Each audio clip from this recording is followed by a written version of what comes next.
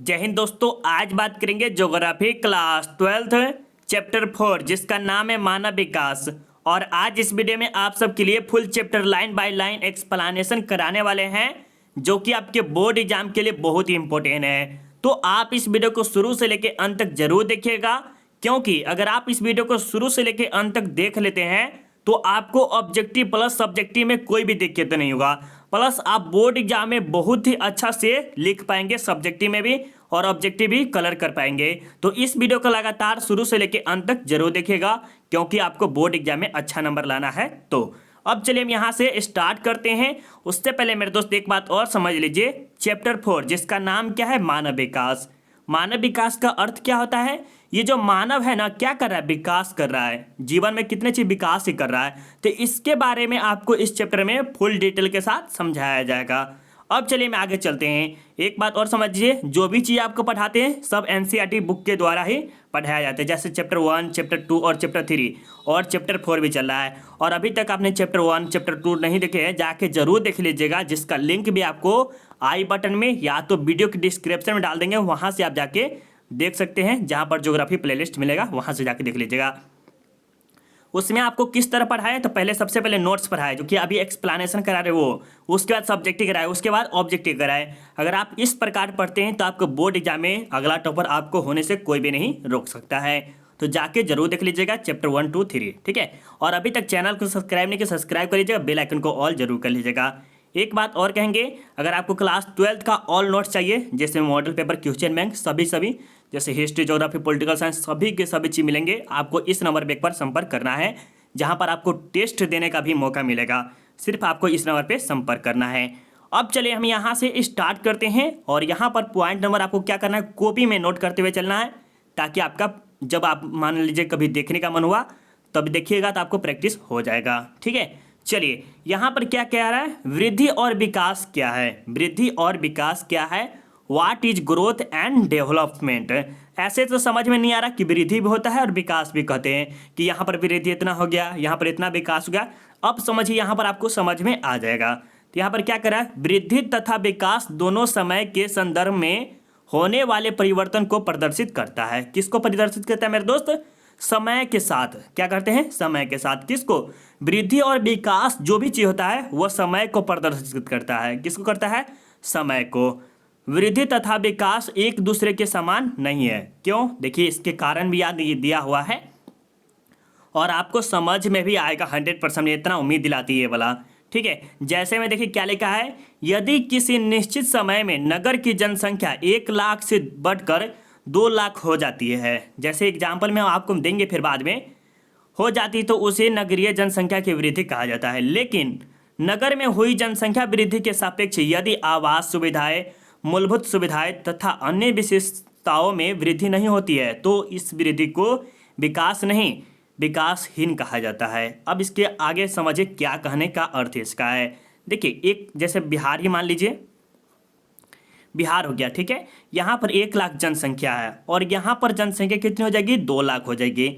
लेकिन क्या है उसमें, जैसे आप सुविधाएं, जैसे हम रेलवे, जैसे रेल सेवा है, और यहाँ पर हमारे जो टाइम है 7:15 ट्रेन आना है, और ये आ रहा है कई बजे? 9 बजे आ रहा है। तो ये क्या है? ये विकास नहीं, विकासहीन है। जनसंख्या तो बढ़ गया, लेकिन कैसा? विकासहीन के लायक बढ़ा है। तो यही कहा जा रहा है कि यदि किसी निश्चित समय में नगर की जनसंख्या 1 लाख से बढ़कर 2 लाख हो जाती है तो उस नगरीय जनसंख्या वृद्धि को वृद्धि कहा जाता है। लेकिन ये जो विकास आया है उसे क्या कहते हैं? विकासहीन कहते हैं। क्यों? क्योंकि उस जगह कोई भी विकास उकास नहीं है, कोई क्षेत्र के वृद्धि नहीं हुआ है, जैसे सड़क उड़क नहीं बना हुआ है, रेल परिवहन नहीं बना है, जैसे बस उसका सेवा होना चाहिए, ये सब नहीं बना हुआ, इसके कारण ये विकासहीन कहला गया। तो ये मेरे ख्याल से आपको 100% समझ में आ गया होगा। और कभी भी आपको बोर्ड में पूछा जाएगा कि वृद्धि और विकास में क्या अंतर है, इसके बारे में बताए तो आपको 2 नंबर कोई भी नहीं रोक सकता, इस प्रकार बता देते हैं। तो चलिए अब आगे चलते हैं। यहाँ कह रहा है कि विकासहीन वृद्धि क्या है। विकासहीन वृद्धि क्या है? विकासहीन वृद्धि उसे कहते हैं जिसमें वृद्धि तथा विकास साथ साथ नहीं चलते हैं, उसे हम विकासहीन वृद्धि कहते हैं। जैसे एग्जाम्पल फिर समझिए, आपको हर चीज में आपको एग्जाम्पल देने की कोशिश करेंगे और 100% आपको समझाने की कोशिश भी करेंगे, ठीक है। तो यहाँ पर कह रहा है कि विकासहीन वृद्धि उसे कहते हैं जिसमें वृद्धि तथा विकास साथ साथ नहीं चलते। जैसे ये एक जगह है जहाँ पर 1 लाख जनसंख्या थी, 2 लाख हो गई, लेकिन क्या हुआ, वहाँ पर कोई क्षेत्र में कुछ भी विकास नहीं हुआ, जैसे जैसे था वैसे ही है। वहाँ पर एजुकेशन सिस्टम नहीं अच्छा बदला, रेलवे सेवा नहीं बदला, क्या कहते हैं, सड़क उड़क भी नहीं अच्छा से बना। इसी के कारण क्या है, विकासहीन कहलाया। ये आपको 100% समझ में आ गया होगा।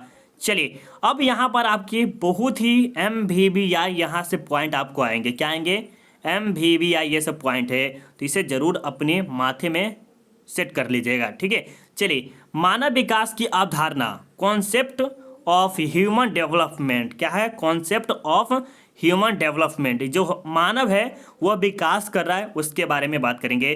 तो वर्ष 1990 में पहली बार मानव विकास की अवधारणा 2 दक्षिण एशियाई अर्थशास्त्री ने बताया है। कहाँ के, दक्षिण एशिया के लोग थे। और ये भी, चलिए अब बात करते हैं। सबसे पहले कौन है, डॉक्टर महबूब उल हक, जो कि इसके बारे में भी जान लीजिएगा, बहुत ज़्यादा इंपॉर्टेंट है, ठीक है। कौन है, सॉरी यहाँ पर थोड़ा सा दिक्कत हो रहा है क्योंकि मोबाइल से पढ़ाने में ना बहुत ही दिक्कत होता है। डॉक्टर महबूब उल हक जो पाकिस्तान के अर्थशास्त्री थे, कहाँ के थे, पाकिस्तान के। ये क्या दिए, भूगोल के बारे में जन्म दिए, इसके बारे में, ठीक है, मानव विकास का। आगे याद रखिए बहुत ज़्यादा, जिन्होंने मानव विकास का संबंध लोगों के विकल्पों में बढ़ोतरी से है, ताकि वह आत्मसम्मान के साथ दीर्घ एवं स्वस्थ जीवन व्यतीत कर सके। अब समझिए क्या कर रहा है, ये जो मानव विकास का जो संबंध है वो किससे है, लोगों के विकल्पों में बढ़ोतरी से है। किससे है, लोगों के विकल्पों की बढ़ोतरी से है, ताकि वह आत्मसम्मान पा सके। जैसे कि गांव समाज में देखिएगा तो जो अच्छा खासा आदमी रहता है उसे सम्मान अच्छा खासा मिलता है, साथ ही साथ क्या होता है, दीर्घ जीवन, मतलब कि लॉन्ग टाइम तक वह स्वस्थ जीवन व्यतीत कर सके, अच्छा से अच्छा जीवन रह सके। तो ये आपके कुछ इंपॉर्टेंट थे, आपको ये याद रखना है कि डॉक्टर महबूब उल हक कौन थे, तो ये पाकिस्तान के थे। कहाँ के थे, ऑब्जेक्टिव में ज़्यादा खास करके पूछा जाता है मानव विकास की अवधारणा किसने दिया था, तो ये हमारे डॉक्टर महबूब उल हक ने दिए थे। ये कहाँ के थे, तो पाकिस्तानी थे, पाकिस्तान के थे। याद बहुत ज़्यादा, यहाँ पर 2 नंबर आपसे मिल जाएंगे, ठीक है। अब यहाँ पर देखिए अमर्त्य सेन है। कौन है, अमर्त्य सेन, जो कि आप साइकोलॉजी पढ़ेगा उस टाइम भी आपको ये आएंगे, ठीक है। अमर्त्य सेन जो भारत के रहने वाले हैं, जिन्होंने विकास का मुख्य उद्देश्य स्वतंत्रता में वृद्धि करना है। क्या है, स्वतंत्रता में वृद्धि, कि जो देश स्वतंत्र हो गया उसमें वृद्धि कुछ कुछ करना। तो ये इसके द्वारा, किसके द्वारा, अमर्त्य सेन के द्वारा कहा गया है। तो ये भी आपको समझ में आ गया। अब देखिए मानव विकास के 3 कारण है, स्वास्थ्य, शिक्षा, संसाधन। ये जो मानव जो विकास कर सकता है उसका 3 ही कारण है। अगर 3 नहीं रहेगा तो मानव विकास कभी नहीं कर सकता है। फर्स्ट ऑफ ऑल आपको याद ज़्यादा रखना है कि मानव विकास कितने प्रकार से होते हैं, तो 3 प्रकार से होते हैं। कौन कौन, स्वास्थ्य, शिक्षा, संसाधन। स्वास्थ्य में आप ऑब्जेक्टिव में अगर 5 नंबर पूछा जाता है कि मानव विकास के 3 कारण बताएं, तो स्वास्थ्य, शिक्षा, संसाधन। स्वास्थ्य में बता दीजिए कि जब तक हम अच्छे नहीं रहेंगे तो क्या होगा, हम नहीं काम कर पाएंगे। शिक्षा के बिना, जबकि हम कुछ पढ़े लिखे नहीं रहेंगे तो हम कुछ भी काम करने में असमर्थ होंगे, पढ़ने लिखने में भी कुछ दिक्कत होगा। संसाधन, जो हम चाहते हैं वो हमें नहीं मिलेगा तो हम क्या होंगे, नहीं कुछ कर पाएंगे। तो इसके बारे में अगर बता देते हैं तो आपको 5 नंबर फिर से मिल सकता है, ठीक है। अब यहाँ पर समझ में आ गया होगा मेरे ख्याल से। देखिए अगर आपको समझ में आ रहा है तो एक प्यारा सा लाइक कमेंट करके जरूर बताइएगा मेरे दोस्त। बहुत ही मेहनत लगता है, ये जो वीडियो बनाते हैं ना इसमें बहुत मेहनत लगता है, क्योंकि अगर आप चैप्टर 1 मेरा देखिएगा, चैप्टर 2 और 3 जिसमें आपको किस प्रकार पढ़ाए हैं, सबसे पहले आप जो अभी पढ़ा रहे हैं नोट्स वो कराए, नोट्स पहले कराए हैं, उसके बाद आपको सब्जेक्टिव कराए, उसके बाद ऑब्जेक्टिव। ये तीनों के तीनों बहुत ही कम यूट्यूब चैनल पर मिलेगा, ऐसा नहीं करने नहीं मिलेगा, बहुत कम भी मिलेगा, और इतना अच्छा से आपको मिलेगा भी। यूट्यूब की दुनिया है, बहुत चीज़ अच्छा खासा आप चलने लगा है, ठीक है। चलिए अब यहाँ पर देखिए मानव विकास के 4 स्तंभ है। कौन है, 4 pillar of human development. Pillar मतलब समझते हैं क्या होता है पिलर्स, कि अब गांव में देखते हैं कि जो नहीं देखते हैं कि घर बनाने के लिए पिलर बनाया जाता है कि वहाँ पर खड़ा हो सके, जो बिल्डिंग है वो खड़ा हो सके। उसी प्रकार ये जो मानव है ना, मानव विकास जो धीरे धीरे विकास कर किसी पर खड़ा है उसी प्रकार, ठीक है। तो ये कौन कौन है, सबसे पहले सतत समता है, सतत पोषणीयता है, उत्पादकता है, सशक्तिकरण है। ये ज़्यादा आपको 5 नंबर 2 से 3 बार पूछा गया, या 2 नंबर में ही पूछा गया है, ये बहुत बार पूछा गया प्रश्न, ठीक है। कि मानव विकास के 4 स्तंभ कौन कौन से हैं, इसके बारे में परिभाषा बताए। तो 5 नंबर का शायद पूछा गया, क्वेश्चन बैंक देखिएगा तो ये आपको मिलेगा, ठीक है। क्या क्या है, समता में है, तो देखिए समता का अर्थ यह है कि समाज या प्रदेश में निवासी प्रत्येक व्यक्ति को उपलब्ध अवसरों के लिए समान पहुंच की व्यवस्था उपलब्ध हो। प्रत्येक व्यक्ति को अवसर या संसाधन लिंग, प्रजाति, आयु तथा जाति के भेदभाव के विचार के बिना समान रूप से मिलना चाहिए। ये जो समान है, देखिए अब इसमें क्या कह रहा है थोड़ा सा समझिएगा, ज़्यादा इसमें डिटेल में नहीं समझना है। ये जो समता का अर्थ होता है, क्या होता है कि जैसे गांव समाज में देखते हैं वहाँ पर अवसर, किसी जो गरीब है उसको भी अवसर मिलना चाहिए, उसको भी संसाधन मिलना चाहिए। लिंग है तो स्त्री और पुरुष दोनों के मिलना चाहिए। प्रजाति, जाति प्रजाति से अलग से आया। आय तथा जाति, जाति को ज़्यादा देना चाहिए। उन सभी को समान रूप से मिलना चाहिए। जब भी जो भेदभाव का विचार के बिना समान विचार, जब बिना भेदभाव कुछ नहीं होना चाहिए और समान विचार मिलना चाहिए। जैसे समान रूप नहीं था कि उसे रिस्पेक्ट करो, हाँ उसे अच्छा से अच्छा अवसर दो ताकि वो कुछ कर सके, तो वही कहा जा रहा है। ठीक है, अब आगे देखिए, ये भी बहुत ज़्यादा इंपॉर्टेंट है। सतत पोषणीयता क्या है? सतत पोषणीयता, सॉरी बोलने में भी दिक्कत हो रहा है। सतत पोषणीयता, ठीक है। सतत पोषणीयता मानव विकास के लिए जरूरी है। क्या है? मानव विकास के लिए बहुत ही जरूरी है, लेकिन इसका उतना ही उपयोग करना चाहिए ताकि आने वाले पीढ़ी भी उसका उपयोग कर सके।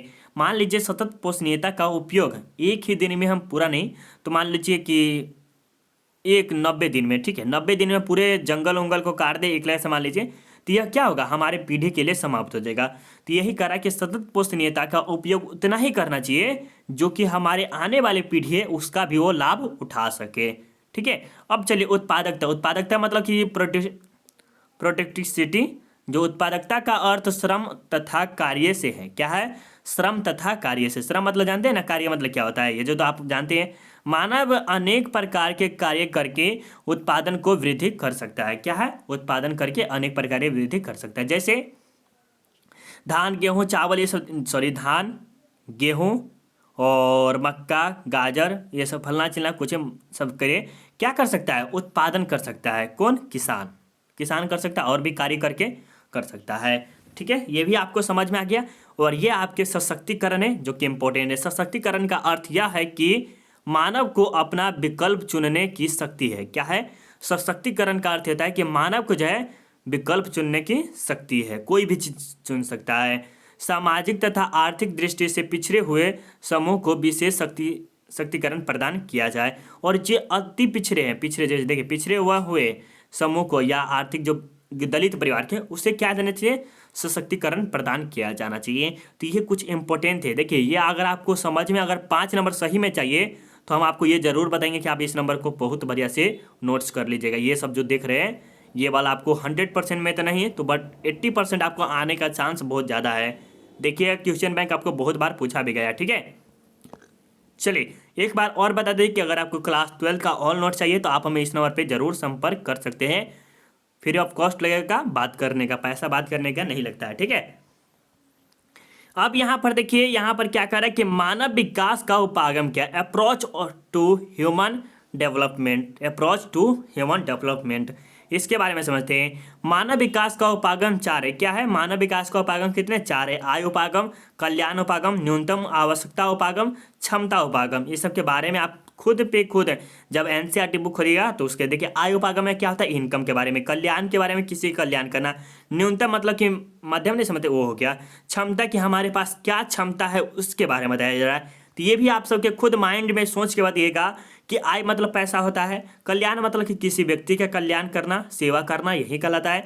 न्यूनतम मतलब कि न्यूनतम आवश्यकता की, जैसे मेरे पास आवश्यकता हाई नहीं होना चाहिए, न्यूनतम आवश्यकता रहना चाहिए। जैसे मान लीजिए कि हमारे खर्चा है 300 रुपया, हमें 400 नहीं करना चाहिए भाई, फालतू के 400 खर्चा करेंगे तो ये बेकार है।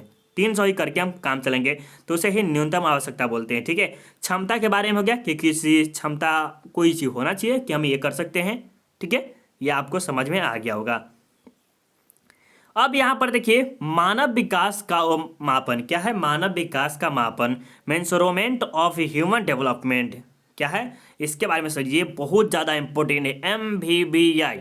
MVBI मानव विकास का मापन जो है, इसके बारे में भी बहुत ज़्यादा बार पूछा गया है। तो देखिए मानव विकास सूचकांक HDI। क्या है?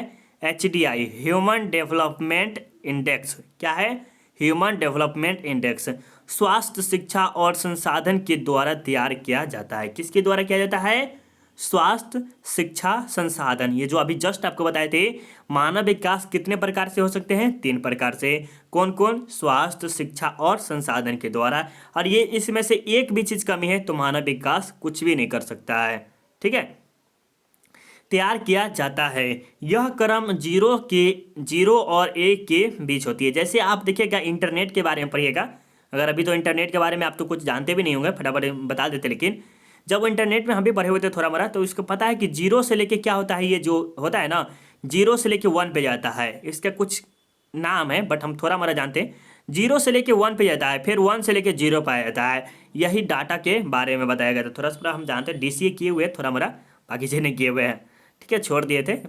चलिए अब यहाँ पर देखिए, यह क्रम 0 के 1 के बीच होती है। अगर स्कोर एक जितना ही निकट होगा, मानव विकास उतना ही अधिक होगा। मतलब कि जो एक है ना, जैसे 0.80 99 तो वो कितना होगा? वो जितना ही विकास होगा। जैसे मान लीजिए ये 0 है, ठीक है, 0.1 के बारे में बोला है, तो एक से तो ज़्यादा नहीं दे सकते ना, 1.1 तो नहीं दे सकते। एक से करा है क्या? अगर स्कोर एक जितना ही निकट हो, मतलब कि निकट होना चाहिए, ज़्यादा नहीं होना चाहिए, तो 0 पॉइंट में लेंगे। तो इससे ले लेते हैं 98 ले लेते हैं, 95 ले लेते हैं, 87 ले लेते हैं, ये सब हो सकता है। तो यहीं पर कहा जा रहा है मानव विकास उतना ही अधिक होगा। मान लीजिए 99 में है, 0.99 है, तो वो क्या है? विकास की तरफ है। जैसे 983 का स्कोर अति उच्च होता है तथा 0.268 का स्कोर अति निम्न होता है। अति निम्न मतलब कि बहुत ही बेकार कर सकते हैं। ठीक है, जैसे यहाँ पर आप स्कोर पहले देख लीजिए, उसके बाद एक डिटेल ये बताएंगे, बहुत ज़्यादा इंपॉर्टेंट है। ठीक है, चलिए सबसे पहले जो अति उच्च होता है, जो कि आपको बताया कि 0 से लेकर 800 के ऊपर है, तो जो कि इतने देश है, कितने? 59 देश है। याद रखिएगा, बहुत ज़्यादा इंपॉर्टेंट। 59 देश में कौन कौन से ये नहीं बता पाएंगे, बट 59 देश है। ठीक है, उच्च में है, जैसे कि नहीं कहते हैं कि हाँ हाई है, बट अति ऊंचे तो हाईएस्ट हो गया, मतलब कि सबसे ज़्यादा है। और ये जो ऊंच है बहुत कम है, उसमें भी 53 देश है। कितने हैं? 53 देश है। और वही पे कर, जब मिडल फैमिली होता है, नहीं कहते कि मिडल फैमिली के लोग हैं, उसी प्रकार मिडल देश है। जैसे मिडल प्रकार होता है 0 से 500 के 0.550 से 700 के बीच है, तो कितने? 39 है, बहुत कम है। और उसके बाद निम्न बात करें तो ये कितने हैं? 549 से नीचे, मतलब कि 300 400 300 400 350, ये पर आते कितने देश है? 38 है। तो ये टोटल थे। अब एक याद रखना है, ये सबसे ज़्यादा कि जो सबसे नंबर 1 पे है, नॉर्वे है, स्विट्जरलैंड है, ऑस्ट्रेलिया, आयरलैंड है, जर्मनी है, आइसलैंड है, हांगकांग है, स्वीडन है, सिंगापुर है, नीदरलैंड है। मतलब कि मानव विकास में सबसे जो स्कोर नंबर 1 पे है वह नॉर्वे के है, सबसे विकसित है। उसके बाद स्विट्जरलैंड है, ऑस्ट्रेलिया है, आयरलैंड है, जर्मनी है, आइसलैंड है, हांगकांग है, स्वीडन है, सिंगापुर है, नीदरलैंड है। ये जो सिंगापुर समझ रहे हैं, ये सिंगापुर भी 100% शहरी इलाका है। क्या है? शहरी इलाका है। कितने हैं? शहरी इलाका है। तो वही कह रहा है, जो ये जो देख रहे हैं 959 में, तो इसमें से 10 आपको जो दिए हैं वो सबसे ज़्यादा हाईएस्ट है। तो सबसे पहले आपको क्या रखना है? नॉर्वे। याद रहेगा ना? चलिए, बहुत अच्छा। अब एक बात और बताएंगे कि आप क्या यहाँ पर क्लास खत्म होता है, बस थोड़ा सा एक बात और रिवेट कर लीजिए। अगर आपको क्लास 12 का ऑनर चाहिए तो संपर्क कर लीजिए। क्या ज़्यादा लगता है एक बार संपर्क करने में? ठीक है, संपर्क कर लीजिए। हाँ, अगर आपके क्लास 10th के अगर भाई बहन दोस्त कोई है तो उसे जरूर बताइएगा सेल्फ स्टडी के बारे में। ये तो RDX सेल्फ स्टडी जो कि क्लास 10th वाले स्टूडेंट के लिए है, जैसे आपके भाई बहन दोस्त भी होगा। हाँ, अगर आपको PDF चाहिए तो टेलीग्राम जरूर ज्वाइन कर लीजिए, जिसका लिंक भी आपको वीडियो के डिस्क्रिप्शन में मिल जाएगा। अब आप जाके क्या कीजिए, चैप्टर 1 चैप्टर 3 तक जाके देख लीजिए, जिसमें नोट्स, सब्जेक्टिव, ऑब्जेक्टिव सबके सब पढ़ाया गया है, तो जाके जरूर देखिएगा, जिसका लिंक भी आपको वीडियो के डिस्क्रिप्शन दे देंगे। और आप जरूर बताइए कि वीडियो कैसा लगा ये वीडियो। ठीक है, चलिए मिलते हैं अगले वीडियो में। अभी के लिए बाय बाय।